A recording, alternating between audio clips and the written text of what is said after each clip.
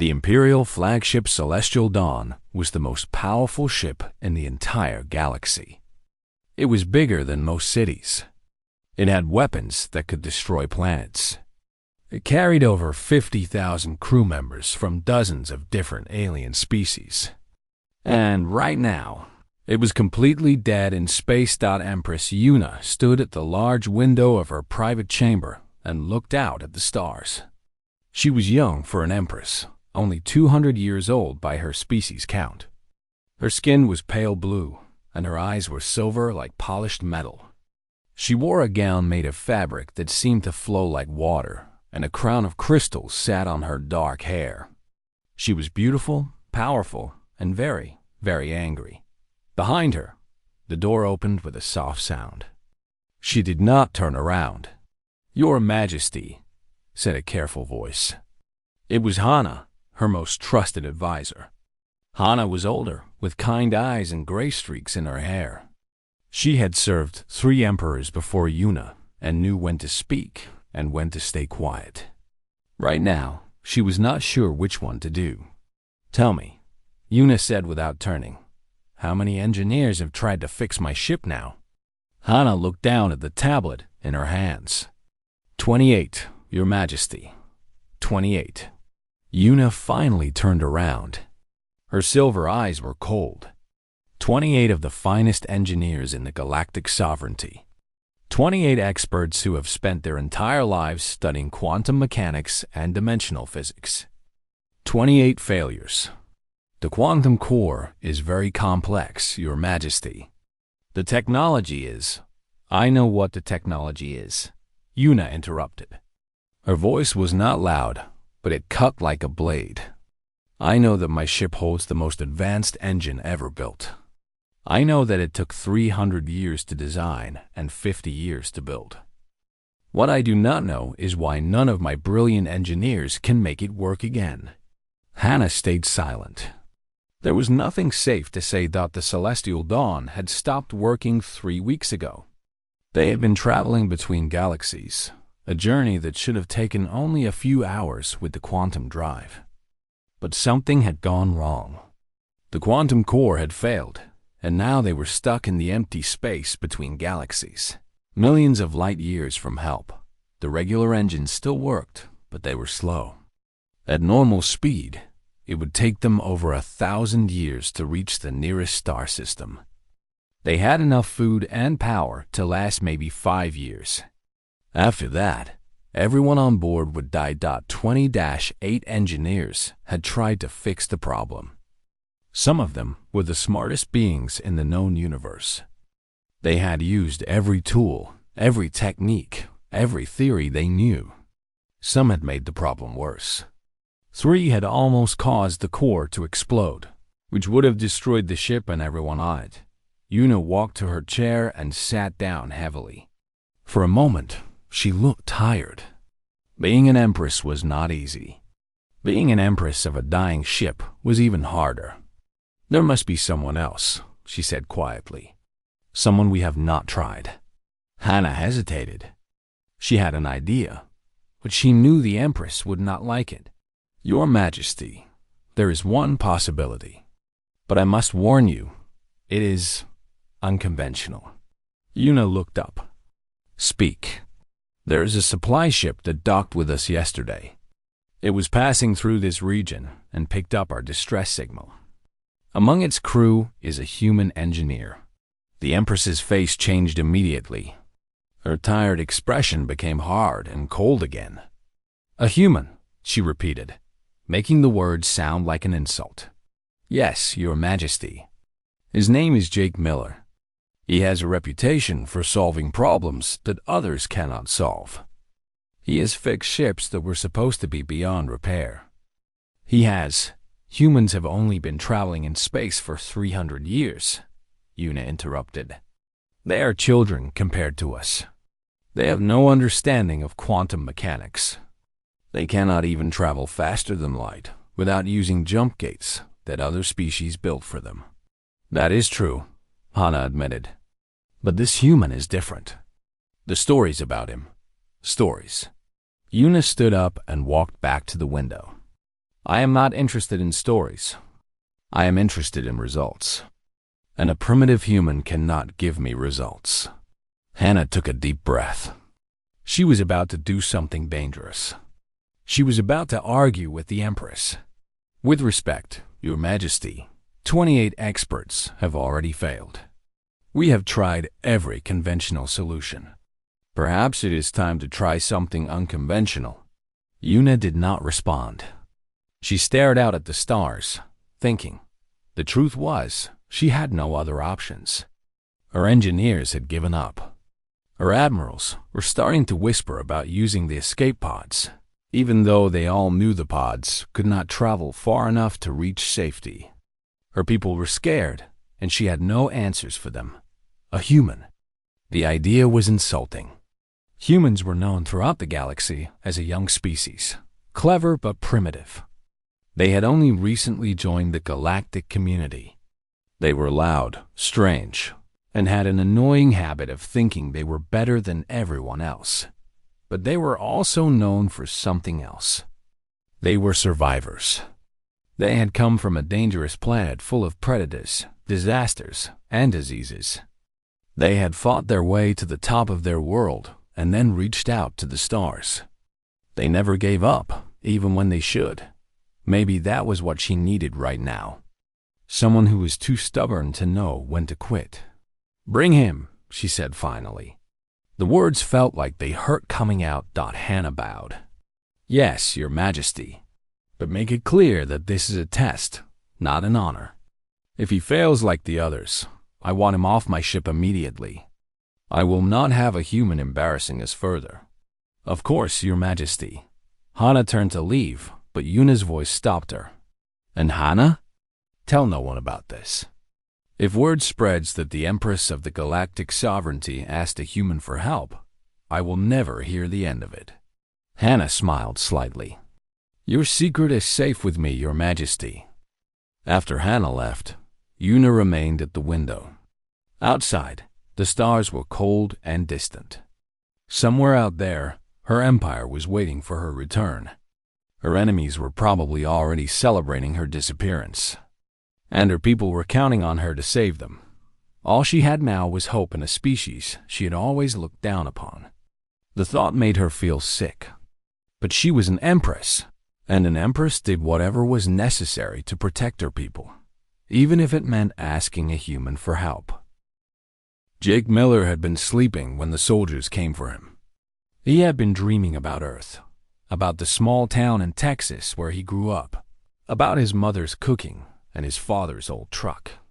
It was a good dream. Then someone knocked on his door, hard enough to shake the walls, and the dream disappeared. He opened the door wearing only his undershirt and pants. His hair was messy, and he had not shaved in 3 days. He looked nothing like a man who was about to meet an empress. You Jake Miller? Asked a soldier at the door. The soldier was tall and green-skinned, with 4 arms and a face that looked like it had never smiled. Depends on who's asking, Jake said, yawning. The Empress requests your presence. Jake blinked. The Empress? As in, the ruler of pretty much everything? That Empress? Yes, come with us now. Jake looked at the soldier, then at the 5 other soldiers standing behind him. They all had weapons. They all looked serious. Can I at least put on some pants that don't have holes in them? The soldier considered this. You have 2 minutes. Jake closed the door and moved fast. He found his cleanest coveralls, which were still covered in grease stains, but at least did not have any rips. He splashed water on his face, ran his fingers through his hair, and decided that was good enough. Empresses would have to take him as he was. When he stepped out, the soldiers surrounded him and marched him through the corridors of the great ship. Jake had never been on a vessel this large. The hallways were wide enough for vehicles to drive through. The ceilings were so high he could barely see them.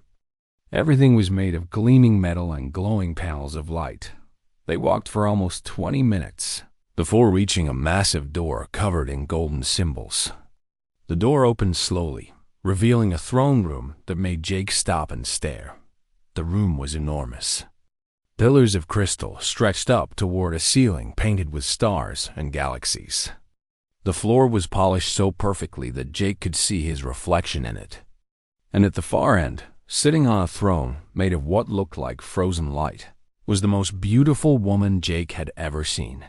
She was also clearly not human.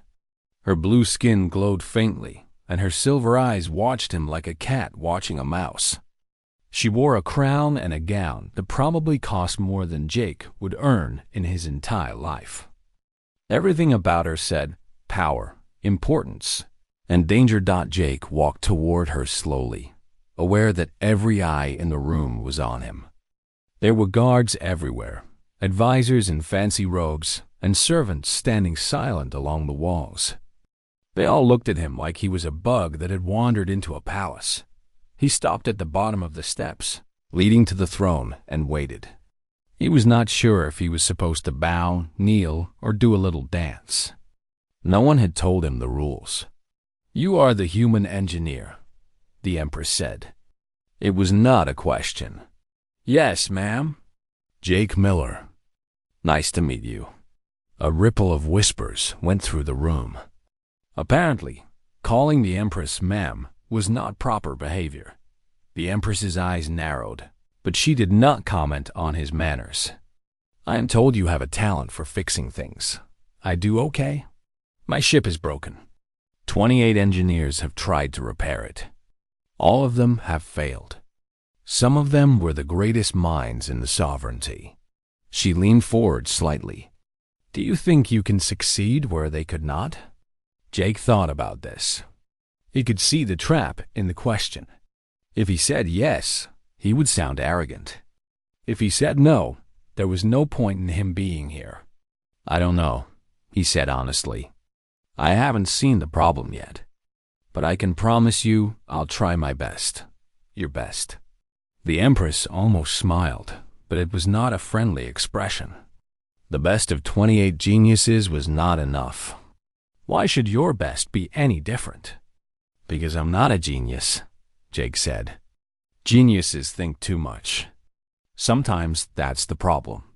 This time, the Empress did smile, but it was cold. "You are either very confident or very foolish human." "Probably both, ma'am." More whispers. A few of the guards shifted uncomfortably. The Empress stood from her throne and walked down the steps toward Jake. She was tall, almost a head taller than him. Up close, he could see that her eyes were not just silver, but had tiny lights in them, like stars. "Let me make something very clear," she said quietly, so only he could hear. "I did not want to ask you for help. I find your species primitive and unimpressive. You are here because I have no other options. If you fail, you will leave my ship immediately, and I will forget you ever existed. This is not an honor. It is a test." Jake met her eyes without flinching. Most people would have been scared. Most people would have looked away. But Jake Miller had faced worse than angry empresses. He had grown up poor in a hard town. He had worked on ships that were falling apart in the middle of space. He had survived things that would break most men.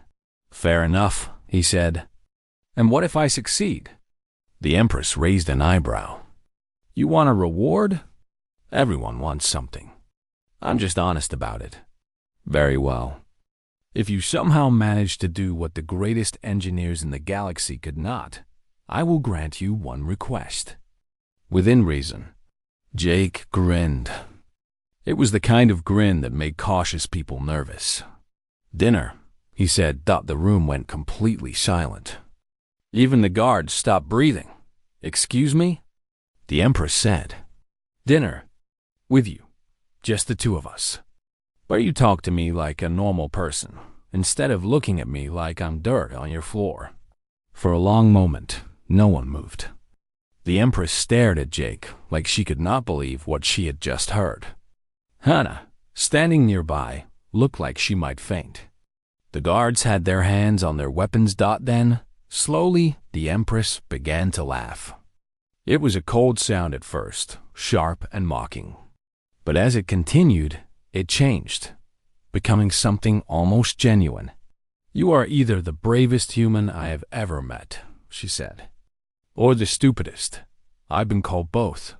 The Empress turned and walked back to her throne. She sat down and looked at him with new interest. "You have 12 hours, human. If the quantum core is not repaired by then, you will leave my ship and never return. If you succeed—" She paused, and something flickered in her silver eyes. "We will have dinner." Jake bowed, more out of instinct than respect. 12 hours. "I'd better get started." As the soldiers led him out of the throne room, he could feel the Empress's eyes on his back. He had made a promise he might not be able to keep. He had challenged the most powerful woman in the galaxy, but Jake Miller had never backed down from a challenge in his life. And he was not about to start now. The engineering bay of the Celestial Dawn was the largest workspace Jake had ever seen. It was bigger than football fields. Machines and equipment filled every corner. Holographic displays floated in the air showing numbers and diagrams that Jake could not understand. Hundreds of engineers and technicians moved around, but they all avoided one area in the center of the room. That was where the quantum core was. The core was a massive cylinder, 30 feet tall and 20 feet wide. It was made of a metal that seemed to change color when Jake looked at it, shifting from blue to purple to silver. Strange lights moved inside it, like lightning trapped in a bottle. Even from far away, Jake could feel a strange vibration coming from it, a humming that was not quite sound. Standing in front of the core was a woman with sharp features and angry eyes. She wore the uniform of a chief engineer, with symbols on her shoulder that probably meant she was important. When she saw Jake approaching, her expression became even angrier. "So you are the human," she said. Her voice was like ice. "I am Chief Engineer Jisoo. I have been working on starship engines for over 100 years. I have built things your species cannot even imagine. And now they send me a primitive to solve a problem I could not solve." Jake looked at her calmly. "Nice to meet you, too. This is not a joke, human. The quantum core operates on principles that your species has not discovered. You cannot possibly understand how it works. You will waste our time, and then we will all die in this empty space." "Maybe," Jake said. "Or maybe I'll surprise you. Either way, I've got 12 hours, so I should probably get started." Jisoo's eyes narrowed, but she stepped aside. "Fine. Waste your time. I will be here to watch you fail." Jake ignored her and walked closer to the quantum core. He did not touch it yet. He just looked at it, walking slowly around its entire circumference. He looked at the panels, the cables, the connections. He looked at the floor beneath it and the ceiling above it. "What are you doing?" Jisoo demanded after a few minutes. Looking at what?" "The diagnostic systems can show you everything about the core. You do not need to look with your eyes, like some kind of animal." Jake did not respond. He continued his slow walk around the core. Then he did something that made everyone nearby stop and stare. He pressed his ear against the metal. "What in the name of the ancestors are you doing?" Jisoo almost shouted. Listening? Listening? To what?" "The quantum core does not make sounds that human ears can detect. This is ridiculous." Jake held up one finger, telling her to be quiet. Jisoo looked like she might explode with anger, but something about Jake's focus made her hesitate. For several minutes, Jake just stood there with his ear against the core. His eyes were closed. His breathing was slow and steady. The engineers around him whispered to each other, confused and annoyed. Then Jake opened his eyes and smiled. "Okay," he said. "I think I know what to do." He reached into the small bag he had brought with him and pulled out his tools. They were not fancy tools. They were not the advanced instruments that the other engineers had used. They were simple hand tools that looked like they belonged in a museum. Wrenches, screwdrivers, a basic meter for measuring electricity, and some wire. Jisoo laughed out loud. You cannot be serious. Those tools are ancient. They are useless for quantum engineering. Maybe, Jake said again. He was already on his knees, opening a panel near the base of the core. For the next 8 hours, Jake worked without stopping. He did not use the holographic displays. He did not consult the computer systems. He did not ask for help from the other engineers who watched him with a mix of curiosity and scorn. Instead, he traced wires by hand, following them from one connection to another. He tested circuits with his simple meter. He touched components with his fingers, feeling for heat or vibration. He crawled under the core and climbed on top of it. He got covered in coolant fluid and dust and grease. The other engineers could not understand what he was doing. Their methods were clean and precise. They used computers and sensors and advanced algorithms. They did not crawl around in the dirt like mechanics. But Jake was not thinking like an engineer. He was thinking like a fixer. Back home in Texas, his father had owned a garage. Jake had grown up fixing cars, tractors, and anything else that broke. His father had taught him that machines were not mysterious. They were just collections of parts that worked together. When something broke, you found the part that was broken and fixed it. It did not matter how fancy the machine was. The principle was always the same. Around the 6th hour, Hannah came to check on his progress. She found Jake lying on his back under the core, only his legs visible. How is it going? She asked carefully. Getting there, Jake's muffled voice replied. The Empress is asking for updates. Tell her I'm working on it. Hannah smiled slightly. No one talked about the Empress so casually. It was refreshing. Is there anything you need? Tools? Assistance? Food? Jake slid out from under the core. His face was streaked with something that looked like oil. Actually, yeah. A sandwich would be great. And some coffee if you have it. Hannah blinked. Coffee? Earth drink. Brown liquid. Makes you not tired. Your replicators probably have it. I will see what I can do. By the 8th hour, Jake had checked almost every part of the core's external systems. He had found many small problems. Loose connections, worn-out seals, dust in places where dust should not be. He fixed each one carefully. But he knew these were not the real problem. The real problem was something else, something everyone had missed. He sat on an overturned crate, eating the sandwich Hannah had brought him, and thought. The other engineers had focused on the quantum systems, the advanced technology that made the core work. They had run complex simulations and tests. They had tried to fix things that were not broken. But Jake had noticed something they had not. Something simple.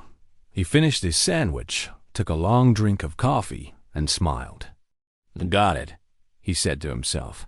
He walked back to the core and knelt by a small panel near the very bottom. It was an access point for basic power connections, nothing important by the standards of quantum engineering. The other engineers had probably not even looked at it. Jake opened the panel and looked inside. And there it was. A connector, smaller than his thumb, had come loose.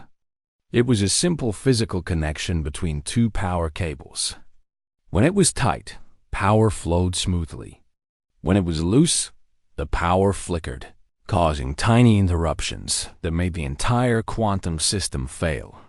28. Genius engineers had looked for complex problems. They had thought about quantum entanglement and dimensional physics, and things Jake could not even pronounce. None of them had thought to check if a simple connector was loose. Jake took out his wrench and tightened the connector. Then he added a small piece of rubber padding around it to stop vibration from loosening it again.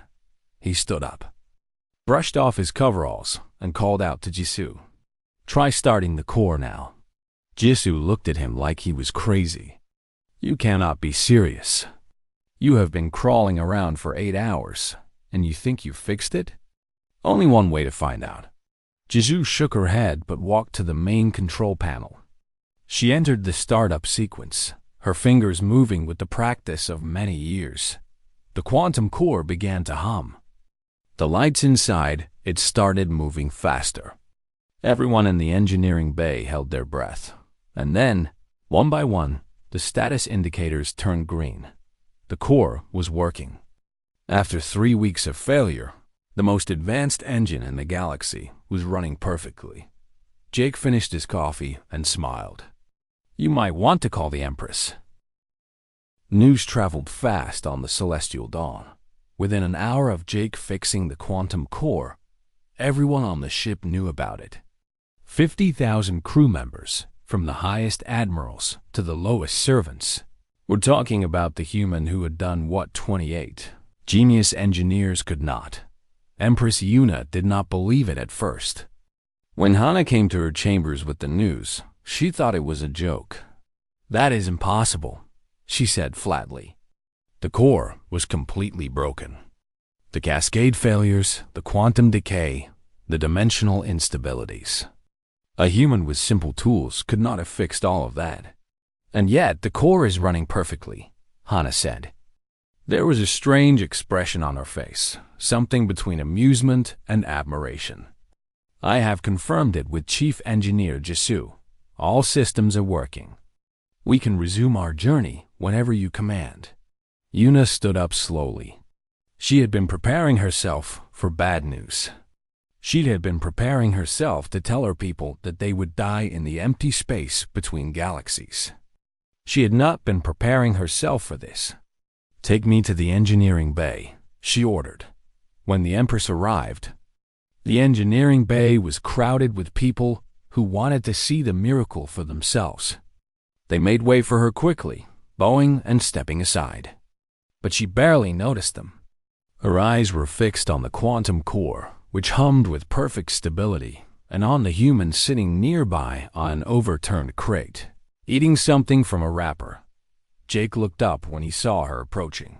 He did not stand up or bow. He just nodded and kept eating.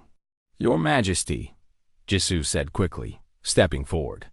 She looked shaken, like someone who had just seen the impossible happen. I do not understand it myself, but the human has somehow repaired the core. All diagnostic systems show normal operation. The quantum field is stable. We can make the jump to normal space at any time. Yuna walked past Jisoo without acknowledging her. She stopped directly in front of Jake. Explain, she said. It was not a request. Jake swallowed the last bite of his food and wiped his hands on his coveralls. You sure you want to hear this? Your engineers might not like it. I said explain. Jake shrugged and stood up. He walked over to the quantum core and pointed to the small panel near the base. The one that held the connector he had fixed. The problem was never quantum mechanics or dimensional physics or any of that complicated stuff, he said. The problem was right here. A simple power connector had come loose. Every time you tried to start the core, the connection would break for just a tiny moment, and that caused all the cascade failures everyone was trying to fix. Jisoo stepped forward, her face red with anger. That is ridiculous. We checked every power connection. We ran complete diagnostics on the entire system. No, you ran diagnostics on the quantum systems, Jake said calmly. This connector is part of the basic power grid. It is so simple, but your diagnostic programs probably did not even consider it worth checking. Your computer looked for complex problems because the core is a complex machine. It did not think to look for simple problems. But how did you find it? Hannah asked. You did not use any of our diagnostic equipment. Jake smiled. I listened to the core. When I pressed my ear against the metal, I could feel a tiny vibration that was not quite right. It was the kind of vibration you get when a connection is loose. Then I just followed the feeling until I found the source. The room was silent. Every engineer, Every technician, every officer was staring at Jake like he had just performed magic. Empress Yuna looked at the small panel, then at Jake, then back at the panel. Her expression was unreadable. "A loose connector," she said slowly. 3 weeks of failure. 28 engineers? And the problem was a loose connector. "Yes, ma'am." "Do you know how many resources we wasted? How many hours of work? How close we came to giving up?" "I can imagine." Yuna was quiet for a long moment. Then, slowly, she began to laugh. It started as a small sound, almost like a cough. Then it grew louder, fuller, more genuine. Soon she was laughing so hard that tears appeared in the corners of her silver eyes. Everyone in the room looked shocked. Many of them had never heard the Empress laugh before, not like this.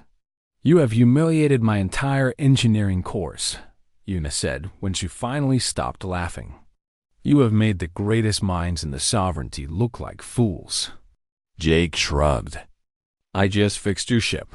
"Yes, you did." Yuna wiped her eyes and looked at him with new respect. "Tell me, human, how did you know to look for something so simple?" "Our engineers are trained in the most advanced sciences in the galaxy. They have studied for centuries. Why did they miss what you found in ours?" Jake thought about this before answering. "Your engineers are brilliant. They are probably smarter than me by a lot. But sometimes the smartest people look right past the simple answers. They think that because a problem seems big, it must have a big solution. They forget that all machines are just parts working together, and sometimes the smallest part is the one that breaks." "And you do not think that way?" "I grew up fixing cars in Texas.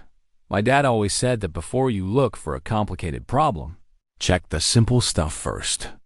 Is there gas in the tank? Is the battery connected? Is there a loose wire? 9 times out of 10, that is where you find the answer." Yuna nodded slowly. She understood now. It was not that the human was smarter than her engineers. It was that he thought differently. He saw machines as physical things, collections of parts that needed to work together. Her engineers saw them as systems of equations and theories. Both approaches had value, but sometimes one worked better than the other. "I owe you an apology," she said quietly. "I called your species primitive. I looked down on you because you are new to space travel. I was wrong." Jake looked surprised. He had not expected an Empress to apologize to anyone. "I would not say you were wrong," he said carefully. "Humans are primitive compared to your people. We are still learning. But maybe that is not always a bad thing. Sometimes being new means you have not forgotten the basics." Yuna smiled. It was a real smile this time, not the cold expression she usually wore. "You are a strange man, Jake Miller. I get that a lot." The Empress turned to address the room. Her voice became commanding again, the voice of a ruler. "The Celestial Dawn will resume its journey in 2 hours. All crew members will return to their stations. Chief Engineer Jisoo, you will conduct a complete review of our diagnostic procedures. I want to make sure nothing like this ever happens again." Jisoo bowed stiffly. Her face was still red, but she knew better than to argue. Yuna looked back at Jake. "And you, human, I believe I owe you dinner." Jake grinned. "I believe you do. Tonight. My private dining chamber. Hannah will provide you with appropriate clothes." She looked at his dirty coveralls with a hint of amusement. "Unless you plan to wear those. I was thinking about it." The Empress shook her head, but she was still smiling. "Tonight. Do not be late." As she walked out of the engineering bay, followed by her guards and advisors, Jake could hear whispers all around him. The crew members were looking at him with a mix of amazement and curiosity. A human had saved them all. A primitive human with simple tools and strange methods, thought Jake, picked up his toolkit and headed back to his quarters. He needed a shower, a shave, and probably some practice at eating fancy food without making a mess. It was going to be an interesting night. The private dining chamber of Empress Una was the most beautiful room Jake had ever seen. One entire wall was a window looking out at space. A nebula floated in the distance, its clouds of gas glowing purple and blue and gold. The light from it filled the room with soft colors that seemed to move and shift like a dream. The table was set for two, with plates that looked like they were made of crystal and utensils that Jake did not know how to use. Candles floated in the air around the table, held up by some kind of technology that looked like magic. Soft music played from somewhere, a gentle melody that had no source. Jake could see Jake stood in the doorway, feeling very out of place. He was wearing clothes that Hana had provided, a simple but elegant jacket and pants in dark blue.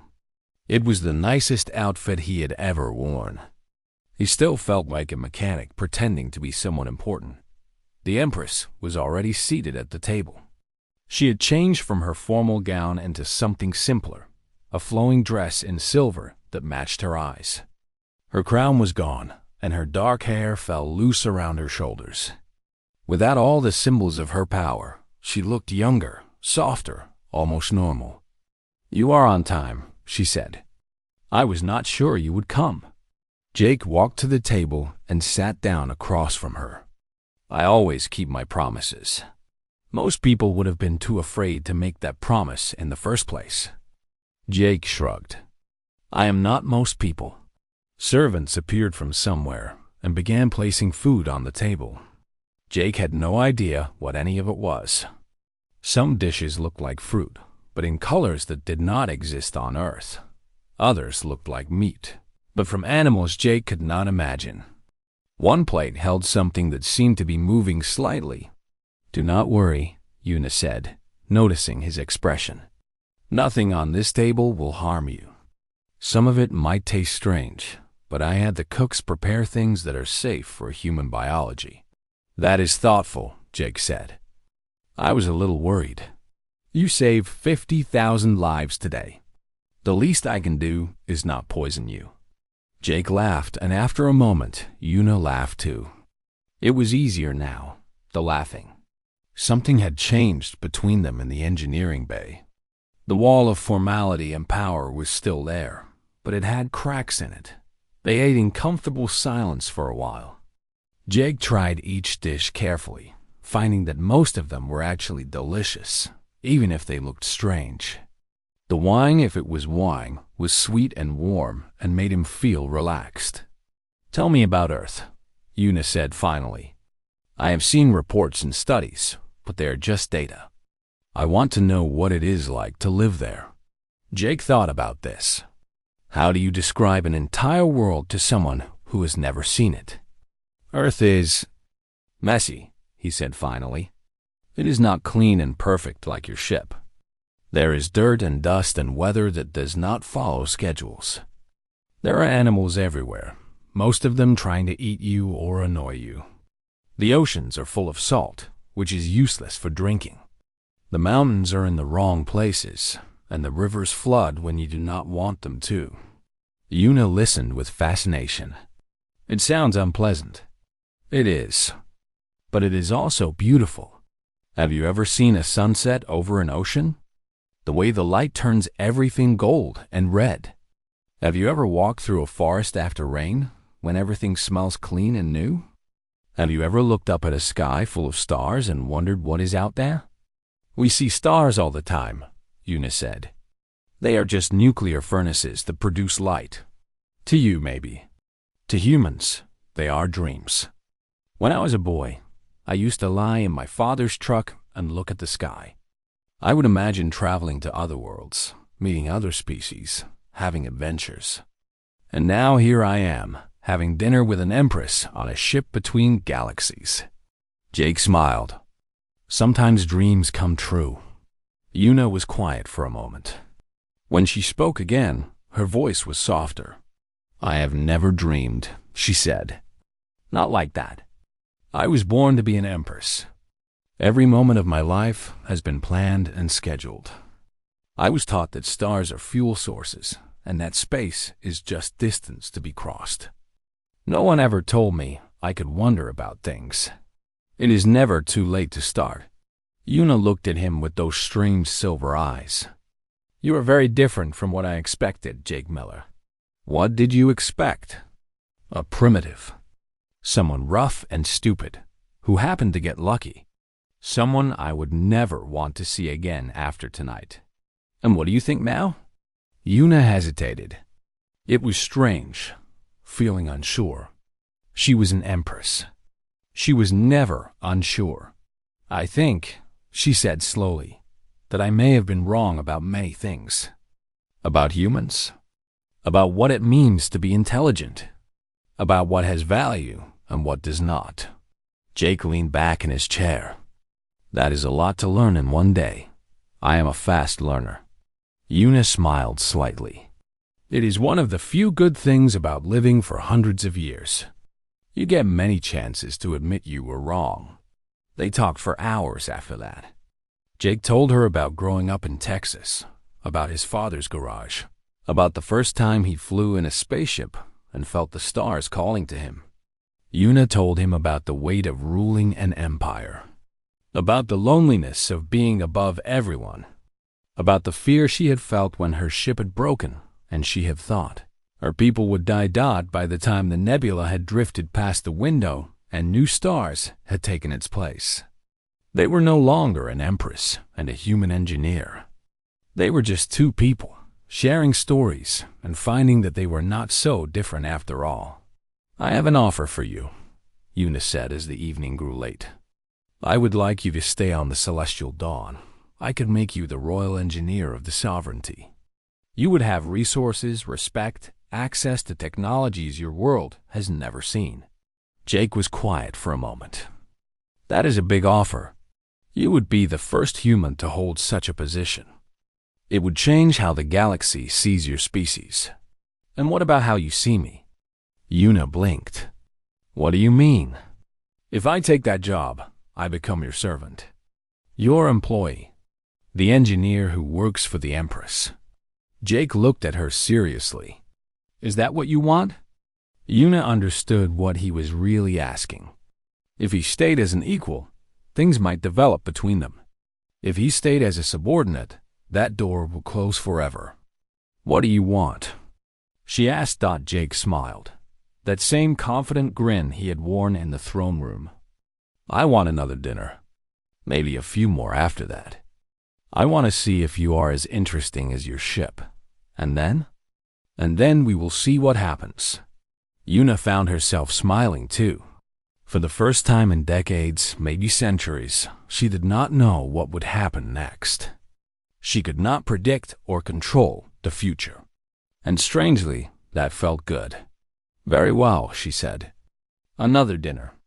But next time, I choose the location. Deal. Outside the window, the stars burned with ancient light. The celestial dawn moved through the darkness, finally heading home. And somewhere in its endless corridors, an Empress and a human engineer had started something new. Neither of them knew where it would lead. Neither of them knew what the future held. But both of them knew that the galaxy had become a little more interesting tonight. Sometimes, the universe does not need more complexity. Sometimes it just needs someone willing to check the simple things. Someone willing to listen when others are too busy to hear. Someone willing to ask for dinner when everyone else is too scared to speak. Jake Miller had come to the Celestial Dawn as a nobody, a primitive human from a young species. He left as something more. Not a hero exactly, and not yet anything else. Just a man who had proven that sometimes the greatest adventures start with the smallest steps, and the first step had been the most important one. He had not been afraid to try.